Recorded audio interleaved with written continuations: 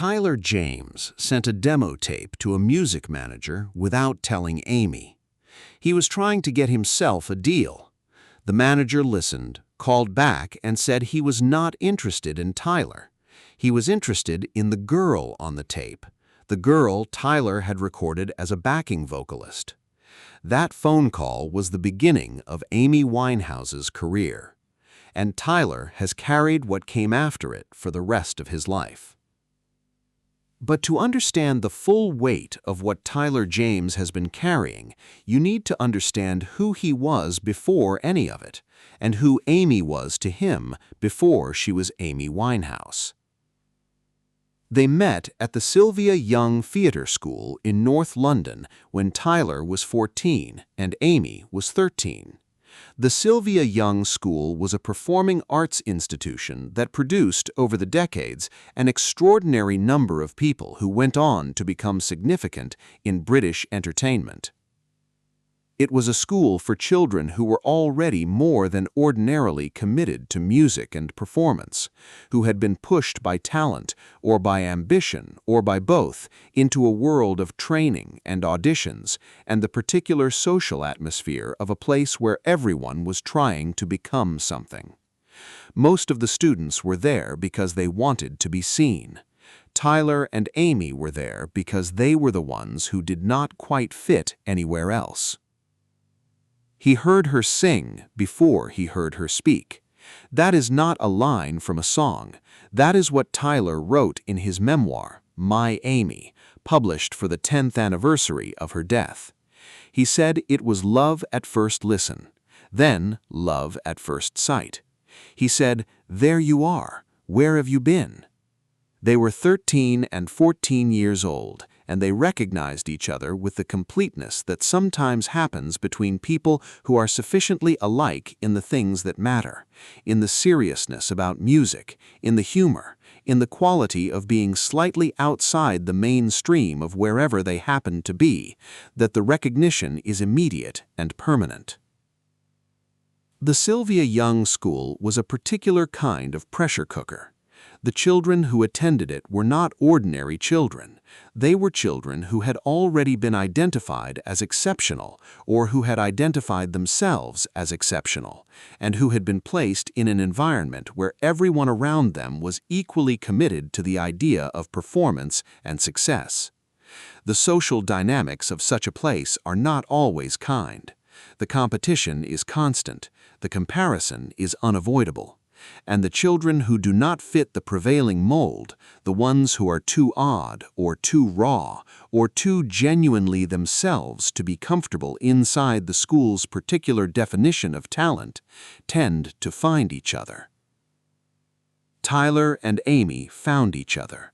They were both, in his description, on the fringes of the school, both obsessed with music in a way that was more serious than the school's general orientation toward performance and polish, both slightly outside the mainstream of what the institution was producing, both recognizable to each other in ways that they were not recognizable to the students who fit more easily. The friendship that formed in that context was not the friendship of convenience or proximity.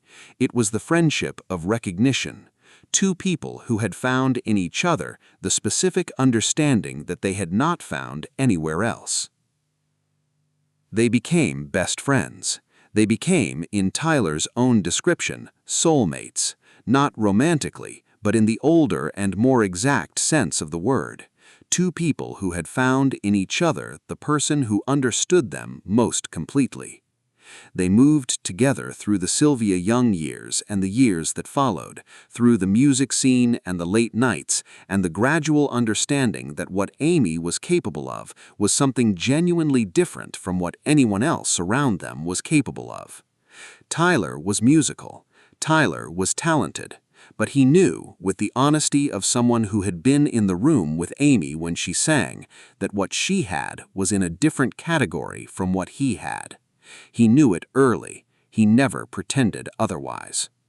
In 2002, Tyler James was trying to build his own career. He had been working on demo recordings and was looking for someone who could help him get heard by the right people. He knew a teenager named Nick Szymanski who was working as a music scout, one of the people whose job it was to find new talent and bring it to the attention of management companies and record labels.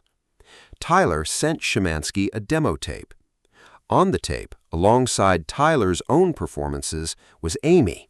She had agreed to sing backing vocals. She was not the point of the tape. She was there to support her best friend's bid to be discovered. Szymanski listened. He called back. He said he was not interested in Tyler. He was interested in the girl on the tape. Tyler said yes, of course. He gave Szymanski Amy's number. He did what anyone who loved someone and had just heard that they were extraordinary would do. He said, "Here, this is how you find her." He did not think twice about it. He did not weigh the implications or calculate what it would mean for his own career trajectory. He simply gave his best friend the opportunity that had accidentally arrived in his hands. What followed for Tyler was something more complicated than a simple act of generosity. He had given away what might have been his own opportunity, or at least he had been the instrument through which that opportunity found someone else. His own career did not disappear immediately. He signed to Island Records in 2003, the same label as Amy, the same label that had been so electrified by her audition. He released music. He toured. He was, by any reasonable measure, a working musician with genuine talent and genuine prospects. But he was also Amy Winehouse's best friend, and Amy Winehouse was becoming something that had not existed before. The closer you were to that, the harder it was to maintain a separate trajectory. Not because Amy took anything from Tyler, she did not, and the suggestion would have horrified both of them, but because the gravitational pull of what she was doing and the demands that it placed on everyone around her left very little space for anything else. Tyler's career moved forward in the years of Back to Black and the Grammys and the tabloid crisis and the canceled tours. It just did not move forward in a way that matched what he had hoped when he was a teenager at stage school who had found his soulmate and believed, with the confidence of someone who had not yet learned what careers actually cost, that both of them were going to make it. What followed was the development of Amy Winehouse as a recording artist. The deal with 19 Management, the Miami sessions with Salaam Remi, the Island Records audition where a 20-year-old girl sat in a chair and sang one song and stopped a room full of music industry professionals. Tyler was there for all of it. He was not managing Amy's career or producing her music or making decisions about her professional life. He was doing what he had always done, being present, being her friend, being the person who had been there since they were 13 and 14 years old at stage school and who would still be there when everything else had changed. Back to Black was written on Tyler's kitchen floor. He said this in My Amy as a matter of fact rather than as a dramatic revelation, simply as a description of where they were and what was happening. Amy had a flat, but she was at Tyler's, as she often was in those years, and the songs were coming and she was working through them, and Tyler was nearby. He made tea. He stayed quiet. He let her write. The album that would go on to sell 30 million copies and win 5 Grammys and be preserved in the Library of Congress was written, in significant part, on his kitchen floor while he sat nearby and did not interrupt. He has lived with that knowledge for 20 years. It is the good part of what he carries. The rest of what he carries is harder. When Blake Fielder Civil arrived in Amy's life, Tyler saw immediately what it was going to mean. He had known Amy for years by then, had known her long enough to understand that when she loved something or someone, she loved it completely, without reservation, in the way that her music was honest and that her friendships were loyal. He had also known her long enough to understand that this quality, which was the source of everything extraordinary about her, was also the quality that made her most vulnerable to the kind of damage that Blake would bring. He said so, not once, repeatedly over years, through the versions of the same conversation that friends have with each other when one of them is in a situation that the other can see clearly and cannot make them leave. He was not self-righteous about it. He was not distant or punitive. He stayed. He was still there in Amy's life, in her flat, in her kitchen, through the marriage and the prison visits and the canceled tours and the hospitalizations and the St. Lucia months and all the other chapters of a story that he had been present for from the beginning.